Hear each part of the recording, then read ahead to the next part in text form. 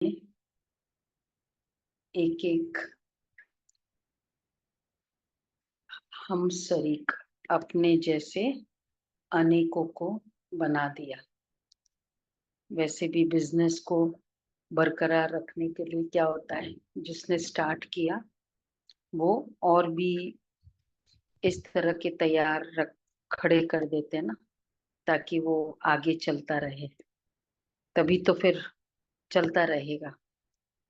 तो जैसे यज्ञ रचा तो सबसे पहले मातेश्वरी बाबा को, एक बाबा के पास एक ऐसी बच्ची बाबा को मिली जो एकदम बाबा के समान फॉलो करने वाली। ब्रह्मा बाबा शिव बाबा जैसे कहते हैं वैसे करते थे, और मम्मा जैसे बाबा ने कहा वैसे कहती बाबा मम्मा करती थी। और बाबा जैसे कर रहे हैं बस मम्मा को वैसे फॉलो करना है।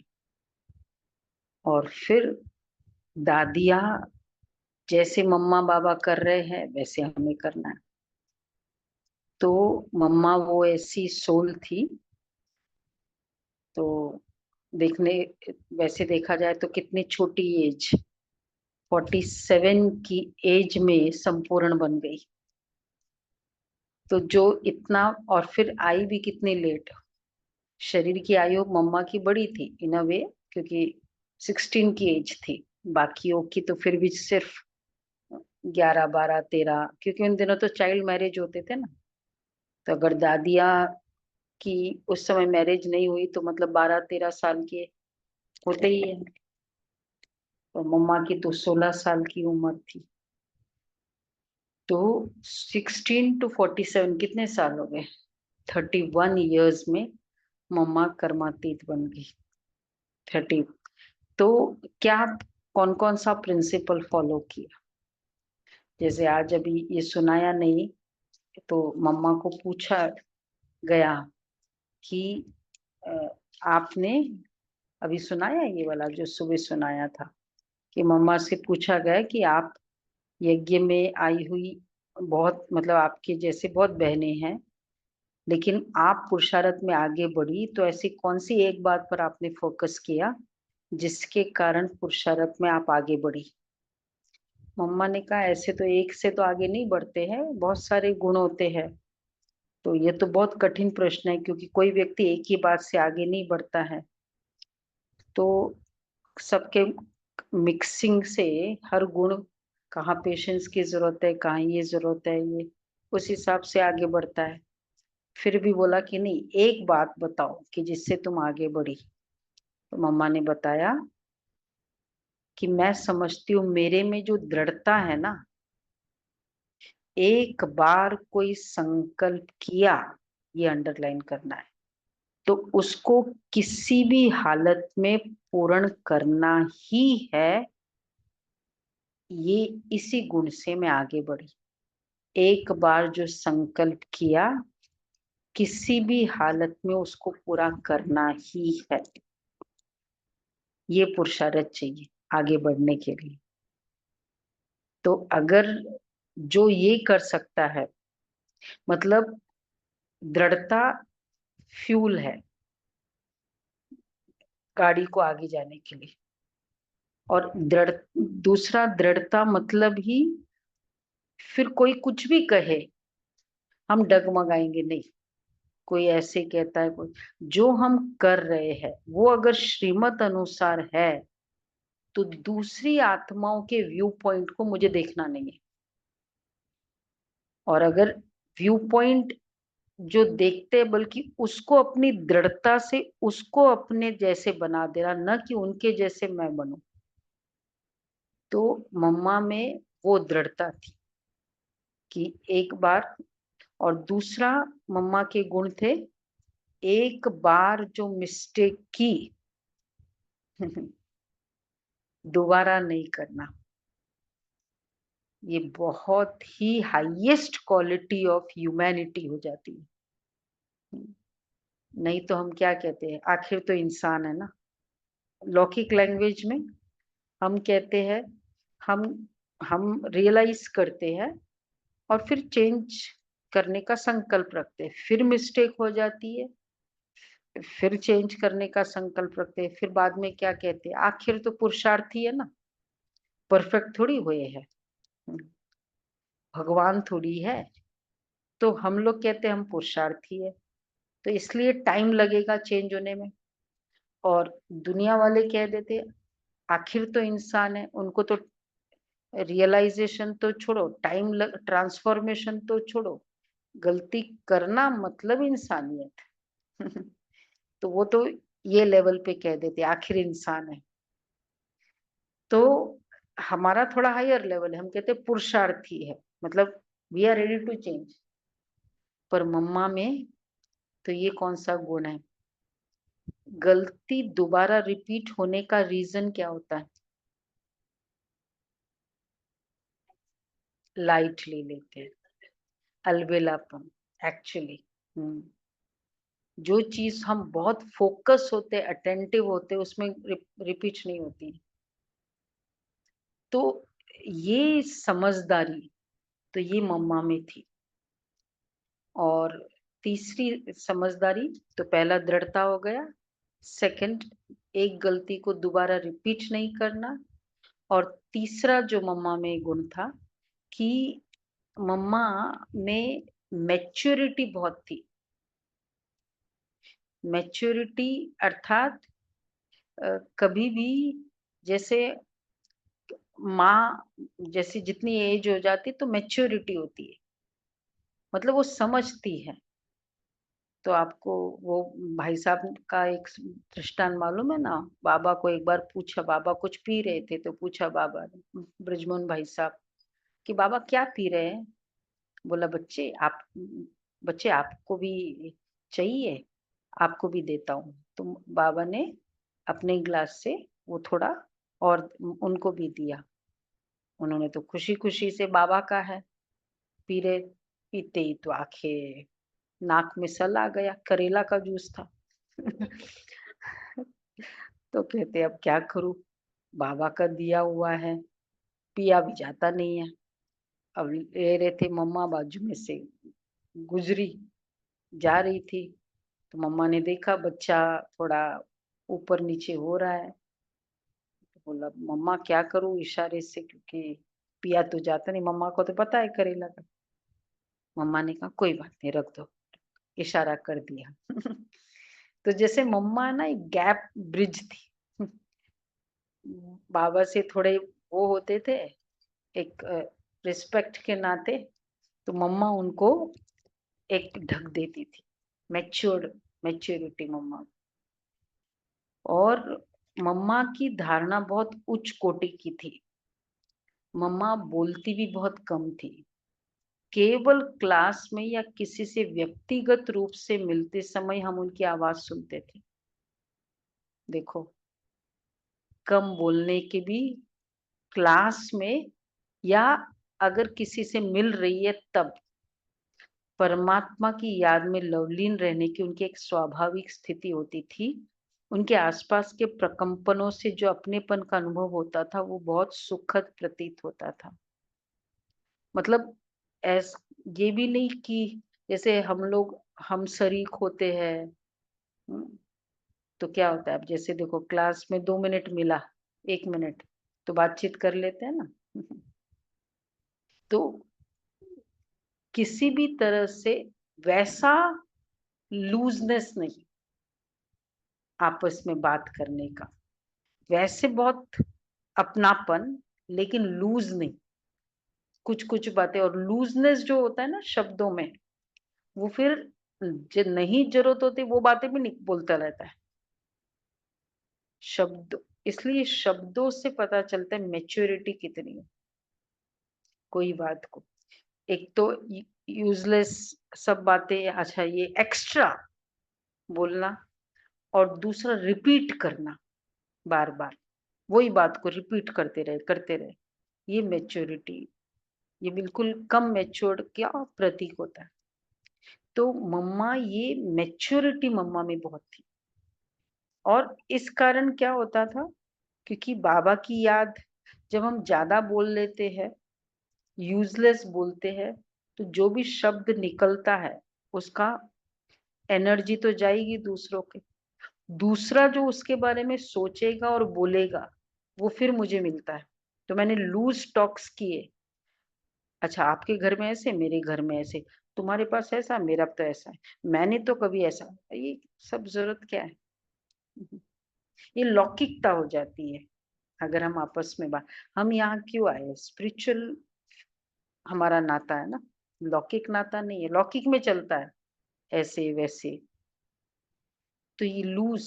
इसलिए जब हम, क्या होता है, जब इस तरह से थोड़ी थोड़ी लौकिकता शुरू होती है ना, फिर थोड़ा वैसे क्लोजनेस आ जाती है, लौकिक वाला। तो स्पिरिचुअल भी है, लौकिक भी है। और फिर हम लौकिक घर में बुलाते हैं एक दूसरे को। ब्राह्मण परिवार एक दूसरे के घर में लौकिक पर्पस के लिए जाए, नॉट अलाउड। चाय पीने आ जाओ, मेरे घर में ये फंक्शन है, लौकिक फंक्शन, तुम भी आ जाओ। ये पूरा फिर क्या चल रहा है? क्या था? स्पिरिचुअल नाता, और उसको हमने क्या कर दिया? एकदम लौकिक नाता। फिर हम कहते ये भी तो ब्राह्मण ऐसे करता है, ये भी ब्राह्मण है, यहाँ भी निभाते वहां भी निभाते, ये ब्राह्मण नहीं होते।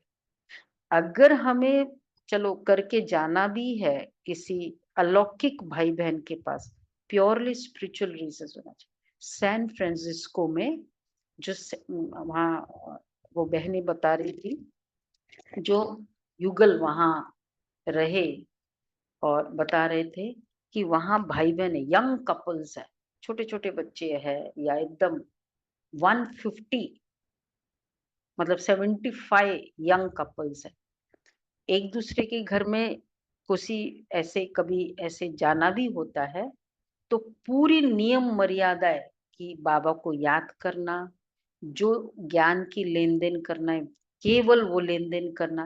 ये नहीं, अच्छा तुम्हारा डॉगी है, मेरा भी डॉगी है, तुम्हारे ऐसा है, मेरा भी ऐसा है, ये वाला नहीं। प्योरली स्पिरिचुअल लेन देन है तो वो स्पिरिचुअल रिश्ता है। लौकिक लेन देन है तो वो लौकिक रिश्ता, वो स्पिरिचुअल रिश्ता नहीं। वो फिर एक्चुअल ब्राह्मण मर्यादा में नहीं। तो लूज होने से फिर सब बातों में लूज हो जाते हैं। तो इस कारण तो मम्मा में ये एक बहुत बड़ी मर्यादा थी, लूजनेस नहीं, शब्दों की कोई भी तरह से। और दूसरा, मम्मा मातेश्वरी जी से सब संतुष्ट थे, और मातेश्वरी जी भी सभी से संतुष्ट थी। मेरे से भी सब संतुष्ट रहे और मैं भी सबसे संतुष्ट हूँ। पहला कौन सा गुण चाहिए? पहले कौन सा गुण चाहिए? मैं सबसे संतुष्ट, मेरे हाथ में क्या है? मैं सबसे संतुष्ट हूँ। जब हम असंतुष्ट होते हैं किसी से भी, तो फिर उसके बारे में एक दूसरे को बताएंगे, कुछ भी बात हो तो। और असंतुष्ट क्यों होते हैं? क्योंकि ड्रामा का रोल, उस आत्मा का जो रोल है ड्रामा में, उसको एक्सेप्ट नहीं करते, तब असंतुष्ट होते हैं। तो असंतुष्टता के कारण अ, दूसरे से लूजनेस होती है ना, मतलब। और जब हम असंतुष्ट होंगे तो दूसरे भी हमारे से असंतुष्ट होंगे। तो असंतुष्ट का मतलब ही है मैं इधर उधर उसकी बात करती हूँ, डायरेक्ट वहां नहीं बोलती हूँ, उधर इधर उधर बोलती रहती हूँ। तो मातेश्वरी किसी के भाव स्वभाव के प्रभाव में नहीं आती, सबको प्रेम से जीतती थी, इसलिए कोई उनको पराया नहीं समझता था। ईश्वरीय ज्ञान की नई बातों को न मानने वाले भी मातेश्वरी जी के व्यक्तित्व की महिमा करते थे, उन्हें सभी अपनी माँ समझते थे। रजौरी गार्डन में एक एक भाई था, मतलब जैसे बहन थी बांधेली, तो उसको मना करते थे, लेकिन वो तो जाते थे। जैसे होता है ना, शुरू में यज्ञ में ये कॉमन एक फिनोमिना था कि रोका जाता था और फिर भी वो जाते थे। तो मानी नहीं आखिर। फिर मम्मा का दिल्ली आना हुआ, रजौरी गार्डन रहती थी मम्मा। तो उसने कहा कि आज तुम्हारी मम्मा आई है ना, मैं उनको जाके सारा बताऊंगा तुम, क्योंकि प्योरिटी पे सारा झगड़ा था। बोला ठीक है जाओ। तो मम्मा बैठी थी ऊपर, कहाँ की तो नीचे पूछा कि मम्मा है? बोला हाँ आई है, मुझे मिलना है एकदम, आज फैसला करेंगे। तो वो गया गया ऊपर मम्मा को, मम्मा बैठी थी अपने कमरे में योग युक्त। जैसे ही गया, मम्मा ने दृष्टि दी और मम्मा उठी और अपने बेड पर उसको बिठाया, बैठो। अब वो बेचारा नया नहीं नहीं कहे, मम्मा ने कहा नहीं बैठो। बैठ गए, मम्मा चेयर पे बैठी और एकदम मम्मा जैसे दृष्टि जैसे देती है, दृष्टि दी, एकदम साइलेंस। 5 मिनट हो गया, 10 मिनट हो गया, वो तो कुछ बोले ही नहीं। पूरा साइलेंस का अनुभव करके चुपचाप से आ गए। फिर कहते हैं कि तुम्हारा बाबा ठीक है, तुम्हारी मम्मा ठीक है, तुम लोग गलत हो। तुम वैसे नहीं फॉलो करते। मतलब वो इतना उसको पावरफुल एक्सपीरियंस हुआ। क्या क्या रीजन होगा जो मम्मा में ये सब जाते ही कोई अनुभव कर ले। Over a period of time का जो कमरे में साइलेंस है, तो वो जब वो इकट्ठा किया हुआ साइलेंस की शक्ति थी, जो आते ही उस आत्मा के संकल्प साइलेंस हो गए। ये हम क्यों कहते बाबा के कमरे में ना आवाज नहीं, कोई दूसरी बातें नहीं करना होता, सिर्फ बाबा के कमरे में योग के लिए हम जाते, कुछ और अलाउड नहीं। क्या वो कमरे की एनर्जी लेवल वैसी बनी रहे, इसलिए तो सबको अच्छा अनुभव होता है जो भी बाबा के। तो क्या मेरा हर कमरा बाबा का कमरा बन सकता है? घरों में क्यों बड़े प्रॉब्लम्स होते हैं? ये वातावरण क्या है? टीवी चल रही है, वो वाइब्रेशंस कैसे है? बातें चल रही है, वो वाइब्रेशंस कैसे? मतलब अगर ओवरऑल चेक करें वाइब्रेशन की लेवल, क्या लगेगा आपको? बहुत कम हो सकता है ना, प्रोवाइडेड इतनी बाबा की याद नहीं होती है। तो इस कारण वो वाइब्रेशन वैसे ही लो है। तो उस वाइब्रेशन में जो भी आता है ना, उसको मतलब इसी तरह का फिर वो भी वैसे बन जाता है। तो चलो हम मेन रूम का नहीं कर सकते, अपने अपने कमरे का वाइब्रेशन ऐसे बनाए। तो ये मम्मा की विशेषता थी मम्मा में, कि इसलिए मम्मा का कमरा ही बाबा का कमरे की तरह था, मेडिटेटिव, जो आते ही अनुभव कर लेता था। मम्मा की चाल, अच्छा, और मम्मा की चाल, मम्मा की विशेषता उनके बिहेवियर के कारण थी। हर चाल चलन इतनी एक्यूरेट। अच्छा, चलना भी कैसे है मम्मा का? मम्मा ने चलना मतलब पैरों की आवाज नहीं हो, धरती माँ को कष्ट न हो। मम्मा की चाल को देखकर बाबा कहते थे देखो धरती भी मम्मा को प्यार करती है। फरिश्तों की तरह मम्मा हमेशा हल्की रहती थी, कितनी भी सेवा करती थी लेकिन कभी उनके चेहरे पर थकावट नहीं नजर आती थी। सदा मुस्कुराती और हल्की नजर आती थी। मम्मा, हम बातें कर रहे हैं, मम्मा अगर पीछे से जाती तो पता भी नहीं चलता था, एकदम लाइट होकर। कभी कभी हम योग में बैठते हैं ना, तो पीछे वो स्टेप्स में आवाज से पता चलता है ये कौन आ रहा है ना? अब मैं जब योग में पीछे बैठती हूँ, अभी स्टेप्स की आवाज हुई ना तो पता चलता है ये बहन आई है। टिपिकल एक संस्कार होता है ना, वो संस्कार अपने चाल में पता चलता है। चाल ऐसी हो, आवाज में, इसको कहते हैं रॉयल चाल चल। हो सकता है ऐसे। तो ये वाला है। तो बाबा सदा कहते थे कि मम्मा इतनी पक्की पीढ़ी है कि एक शिव बाबा को ही दिलबर बनाया है और किसी को भी दिल की बात नहीं सुनाती थी। जब भी मम्मा किसी जगह से विदाई लेती थी तो सबकी आंखें नम हो जाती थी। मम्मा इतनी पक्की थी कि सब लोग जैसे माँ वैसे भी, और प्लस गुणों की खान इतनी थी मम्मा, तो दिल भर आता था। लेकिन मम्मा इतनी पक्की थी कि उन कभी भी उनकी आंखों में आंसू नहीं आते थे। मम्मा कहती थी बहाओ आंसू कोई बात नहीं, लेकिन प्रेम के आंसू है। अगर प्रेम के आंसू है तो मोती बन जाएंगे। ये मम्मा में एक पावर थी, एनर्जी। पिघल जाना भावनाओं में, समझ में, आंखों में नहीं। पिघलते हैं तो कहाँ पक्का रहना है, कहाँ पिघलना है, इसका भी बैलेंस चाहिए। सब जगह पिघलना, ये भी हम कहते कठोर नहीं है, लेकिन ये मैच्योरिटी है। यहाँ पिघलना इमेच्योरिटी है और कहाँ पिघलना मैच्योरिटी। तो मम्मा की एक तो ये विशेषता। मम्मा सदा कहती थी कि 5 तत्वों को भी दुख नहीं देना। अगर कोई जोर जोर से चप्पल से आवाज करते हुए चलता है तो मम्मा कहती थी कि धीमे धीमे चला करो, धरती को भी कष्ट नहीं देना। तत्वों को भी तुम सुख दो ताकि ये तत्व भी तुम्हें सुख दे। जिस प्रकार एक माँ अपनी बच्ची को हर बात समझाती है कि कैसे बात करे, कैसे चले, कैसे व्यवहार करे, वैसे मम्मा भी हर तरह की शिक्षा देकर बच्चों को योग्य बनाती थी।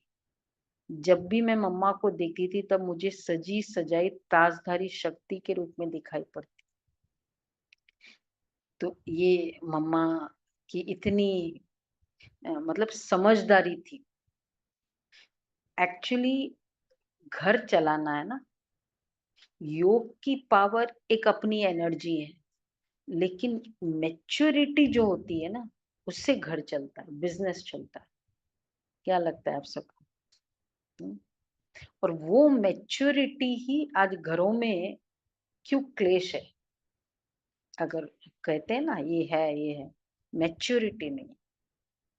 तो मम्मा को अगर हम फॉलो करें ना, इसमें उसके लिए कोई योग की जरूरत नहीं है। मैच्योरिटी के लिए क्या चाहिए? विजडम चाहिए होता है। बच्चे, मैं वो इसलिए देखती हूँ, बच्चे बड़े हो जाते हैं एज में, एजुकेशन में, बिजनेस में, मतलब कमाने लग जाए, फैमिली बड़ी हो गई, उनके भी अपनी जनरेशन हो गई, लेकिन फिर भी ए- छोटे किस में रहते हैं? मैच्योरिटी नहीं, विजडम नहीं है, इसलिए वो बचपना जाता ही नहीं। मैच्योरिटी बचपना बंद कर देता है, विजडम नहीं है। तो विजडम ये सबसे इम्पोर्टेंट है बड़ा बनने के लिए। लोगों ने सोचा कि एज में बड़े हो गए या कमाने में बड़े हो गए तो बड़े हो गए, विजडम में बड़ा चाहिए। wisdom। तो ये विजडम ज्ञान से आती है। और ज्ञान से भी क्यों आती? क्योंकि हमारे सामने ऐसे एग्जाम्पल है विजडम वाले। नहीं है? अगर और कोई साधु संत या मठ पंथ आदि, उनमें कोई ऐसे एग्जाम्पल नहीं है पूरे विजडम के। तो मम्मा में ये देखे, और मम्मा को देखते ही सामने वाले को दीदार व अनुभव होते थे। क्यों? मम्मा की गहन तपस्या और इनकी धारणा ही थी जो देखने वाले को दीदार हो जाते थे। बाबा का साक्षात्कार हो जाता था मम्मा के सामने।